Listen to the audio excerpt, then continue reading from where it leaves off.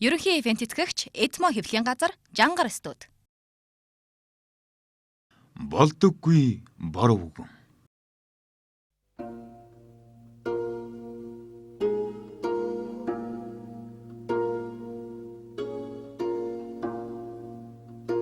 Эртээ урдын цагт олоон боргонтой нисдэггүй хоёр морьтой болдоггүй бор өвгөн байж байна.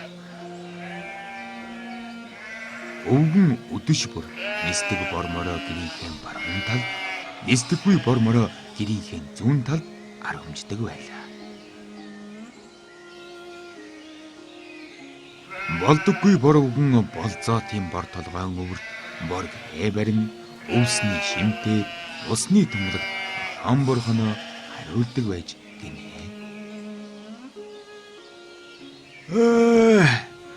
Ов боргоноос минь цагаан хураг гараасан. Хурмас тэнгэрээ дахих юмсан. Гэтэл нэг өдөр хов боргоноос нь хундан цагаан хураг гарчээ. Гэлээ. Хов боргоноос минь хундан цагаан хураг гарлаа. Хурмас тэнгэрээ дахив байц. Гэж бодоод хоноо буцаагаад иртэл хурмстын хон хэрэг нисч ирээд хундан цагаан хурагных нь хоёр нүдийг нь ухчихсан байжээ. Болдоггүй бор өвгөн уурлахын ихээр уурлаж нисдэг бор мороо хөлөглөн үзүүртэй модны дээгүр үүлтэй тэнгэрийн доогуур салгидатуулан нисч очоод хэрээний ивэр хушууг нь мулт татаж оронд нь модон хушууг хийгээд тавьчихжээ.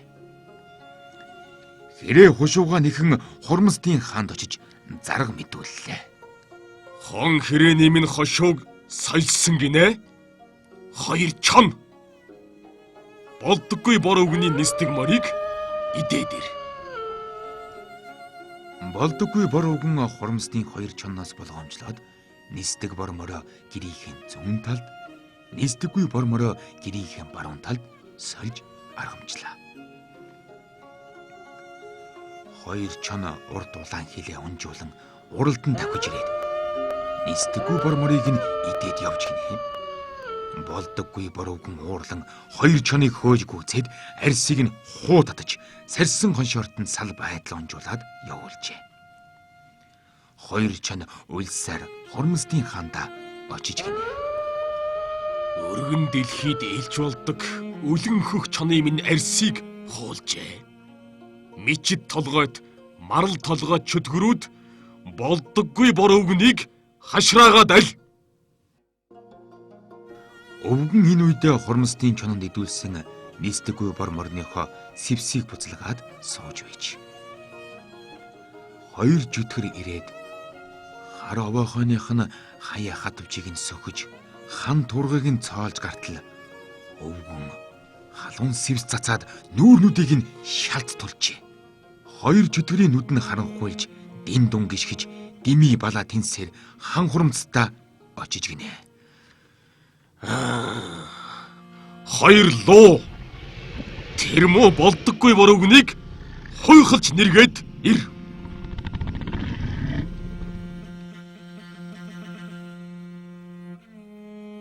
Болдоггүй бор өвгөн хоёр луунаас болгоомжлоод болзоотын бор толгой дээр бор хурган дах борлж шарилжаар манууха босгоод тавьчихжээ. Хоёр луу болдоггүй бор өвгөнийг босоо зогсож байна гэж андуураад болзоотын бор толгойг нь бор нүүрс болтол нэргээд явж гинэ. Өвгөн нисдэг бор мороор хоёр лууг хөөж гүйцээд сүүлийг нь дас цавчаад явуулжээ. Хурмстын хаан аргаа баран болдоггүй бор өвгөнийг өөрийн биеэр байцсан шийдэхээр дуудуулж гинэ. За чи яагаад хон хэрээний минь ивэр хошууг сольдог вүлээ? Ховбор хонноос минь хундан цагаан хураг гарахаар нь хурмас тэнгэрээ дахье гэж бодож байтал хон хэрэг нисэж ирээд хундан цагаан хурганы минь хоёр нүдийг угчхаар нь уур хүрээд сольсон юм. За яах вэ? Чиний зөв байна. Харин чи яагаад хоёр чоны минь арьсыг хоншоорт нь унжуулж орхив? За та нисдэг бор морийг минь идээд иргэсэн үү? Нисдэггүй бор морийг минь идээд иргэсэн үү? Нисдэг бор морийг чинь идгэсэн. Тэгвэл хоёр чон чинь нисдэггүй бор морийг минь идсэн учраас л хашраас юм да. За чи яагаад ах トゥ хоёр чөтгөрийн минь нүүрнүүдийг шалж төлөв? За та болдоггүй бор өвгнийг хашраагаад иргэсэн үү? Бор овоохыг нь цоолоод иргэсэн үү? Болдоггүй бор өвгөн чамайг хашраагаад иргэсэн юм.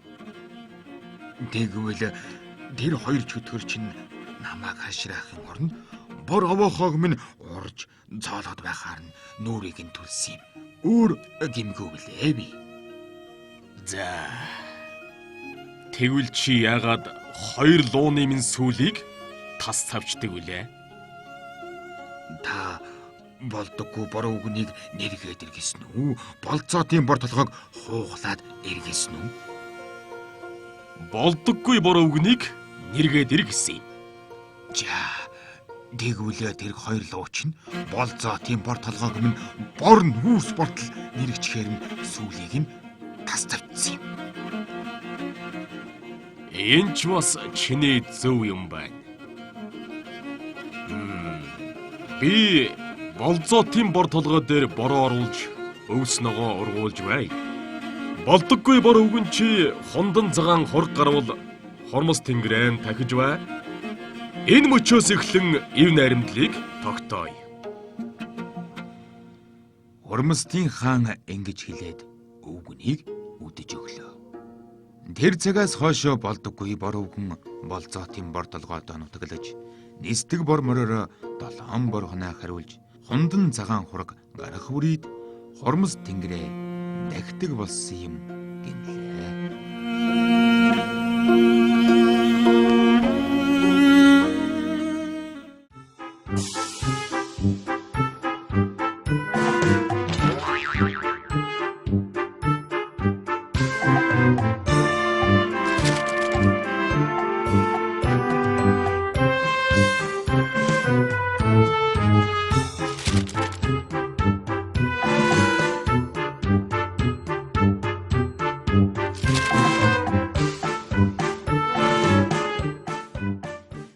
Сайн байцгаана уу та бүхэндээ энэ удаа хүүхдийн номын миний анхны шинэ үгс гэж цуврал номыг танилцуулъя.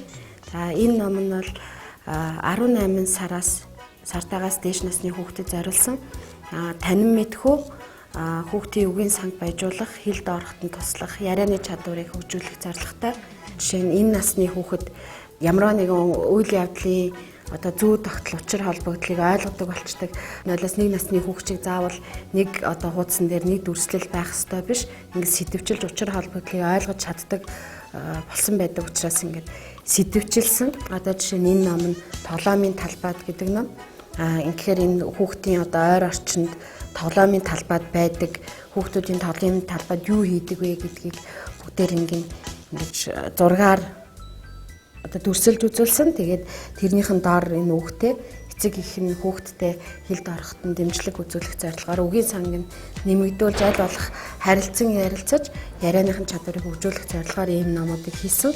Тэгээд энэ бол мэдээж хүүхдийн тухайн насны хүүхдийн номын шаардлага бүрээ хангацсан. Бас нэгэнд жоохон ой гарan 2 настай хүүхдэд зориулсан ном болохоор энэ бас цаасан юм зузаан урагтахааргүй байх ёстой, хүүхэд гэмтээхээргүй, эрүүл ахуй үүднээс таарах ёстой, хоргүй материалаар хийгдсэн байх ёстой гэсэн бүх шаардлагыг хангацсан. Тэгээ хүүхэд өөрөө эргүүлээд ингээд үзэхэд тохиромжтой эргүүлэхэд маш амархан хуудаснууд нь.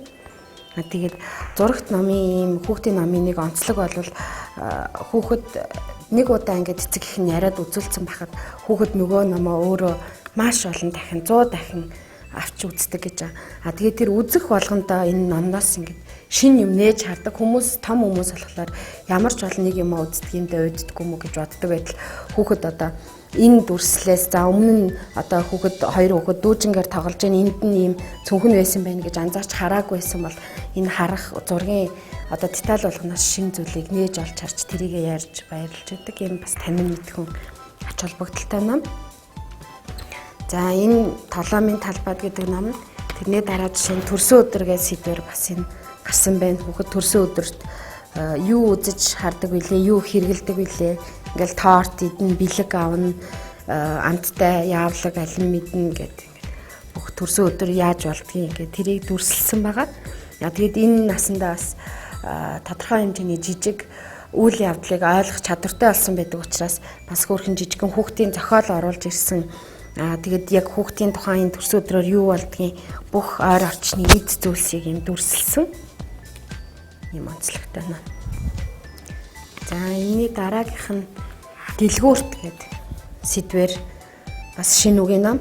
Тэгээд дэлгүүрт хүүхэд орохлоор юу байдаг вүлээ тэр бүгд тэрнээс ингээд жишээ гаргаж дурдсан. Жишээ нь энэ ихний хуудас дэлгүүр явахынхаа өмнө яадаг вүлээ гэж ярилцсан тий. Тэгээд ээж нь ч юм уу аав нь худалдаж авахынхаа өмнө юу авахаа тэмдэглэн тэгээд төрөвч аав нь цүнхээ аав нь дэлгүүрээ мартахгүй аваад гарна.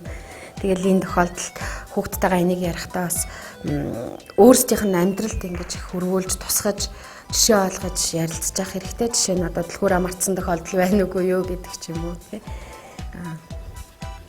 За тэгээд дэлгүүрт ороод хэлэхээр махны тасагт юу байна? Хяам байна, бөөрөх юм ах байна, зайдас байна гэл ингээд сэдвээр нь ярина. Яг өмнөх хоёр номтойгоо адилхан дандаа юм жижиг бага насны хүүхд ойлгохоор өгүүлэмжтэй. Тэгээд дан зурган ном. Энийг бол мэдээж хүүхэд эцэг ихтэйгээ ярилцаж үзэж болно. Эсвэл ганцаараа үзсэн ч ингээд ойлгохоор ийм зурган өгүүлэмжтэй байх ёстой энэ насны хүүхдийн ном гэд тэрэндээ бас тохирсон. Ерөнхий ивент тэтгэгч Эдмо хэвлэлийн газар Жангар студ.